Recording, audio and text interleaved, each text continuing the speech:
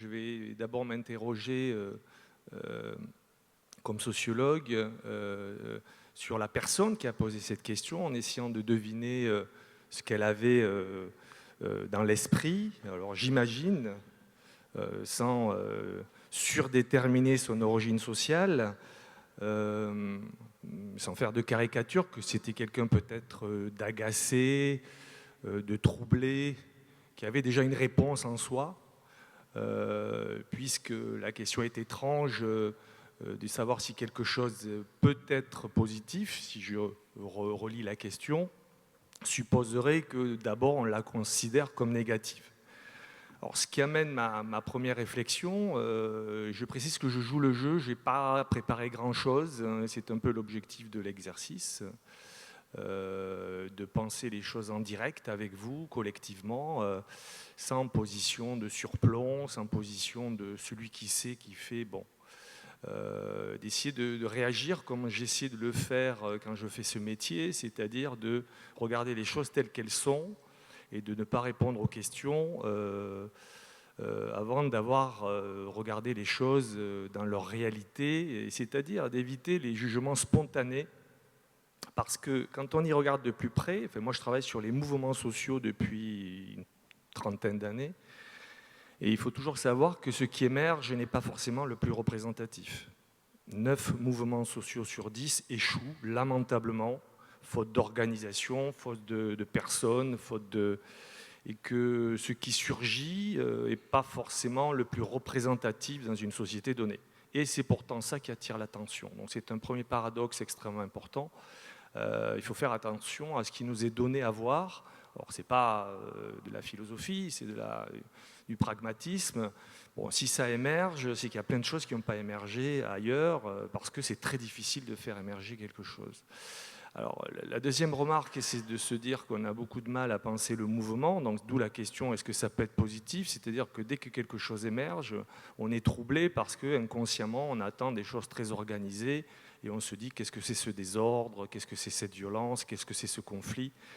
Or, il est naturel dans une société qu'il y ait des mouvements, comme dans tout système, qu'il soit physique, qu'il soit biologique, qu'il soit social. Le mouvement fait partie de l'émergence et donc de la production.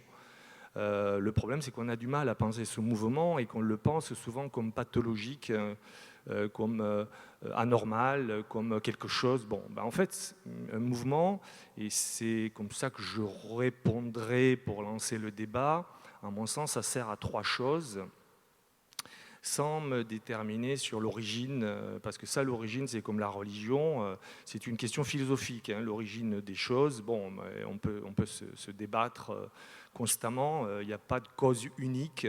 Moi, je me résous juste à constater que quelque chose émerge. Voilà, c'est déjà pas mal.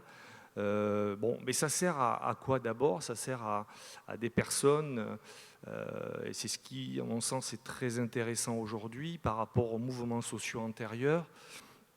Ça sert aux gens à se réunir et à se retrouver dans des lieux communs. Et quand on voit un peu la sociologie de ces individus, on voit des gens qui souffraient très certainement d'une solitude sociale. Donc le fait de se retrouver, de canaliser ensemble un sentiment collectif, ça reste quelque chose de très positif.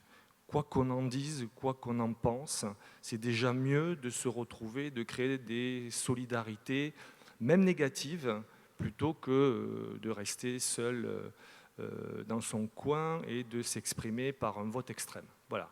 Donc c'est déjà bien d'exprimer quelque chose, d'où l'idée qu'on est plutôt peut-être dans des choses plus expressives que politiques. Il y a des tentatives de récupération, mais on est dans l'expressivité redoublée par les réseaux sociaux, sans forcément trouver, nous, de notre côté, des idéologies bien structurées. Ça, c'est un premier point. Un deuxième point, il est évident qu'on a beaucoup de mal à penser ce mouvement social. Et un mouvement, quel qu'il soit, a une vertu positive, c'est de poser un problème public. Alors on l'accepte, on ne l'accepte pas. Très paradoxalement, ce mouvement a posé un problème que les sociologues posent depuis une vingtaine d'années, mais qui était un problème qui était traité d'une façon très différente. Je veux parler de la violence policière. Il est évident que, paradoxalement, un problème structurel qui se mesure scientifiquement. Il y a un niveau anormal de réaction policière pour des différentes raisons, sans juger l'une ou l'autre partie, mais ce problème n'avait pas émergé dans la société civile ou émergé du côté des quartiers difficiles en disant « ouais, c'est normal que la police soit violente parce que la police est en insécurité dans ces quartiers-là ». Bon, là, petit souci, c'est que ce n'est pas les mêmes populations et on se dit « ah merde, c'est effectivement… » là, il y a un souci et ça touche des personnes qui sont pensées comme différentes ou plus conventionnelles. Donc, au moins s'ouvre un débat sur cette question-là et s'ouvre une mise en problème public. Voilà, ça c'est passionnant. Et puis troisième question, c'est la question des réseaux sociaux. Il est évident que s'ouvre un nouvel espace de construction de soi qu'il faut analyser d'une manière complètement différente par rapport à nos cadres de pensée hérités des années 60-70.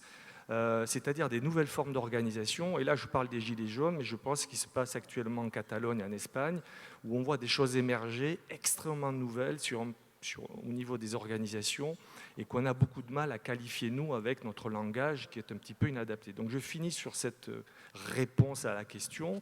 Le mouvement est potentiellement positif en ce qu'il assure une mise en question et qui pose par la crise l'état des relations entre la société et le pouvoir, et ça, je dirais que ça s'appelle la démocratie.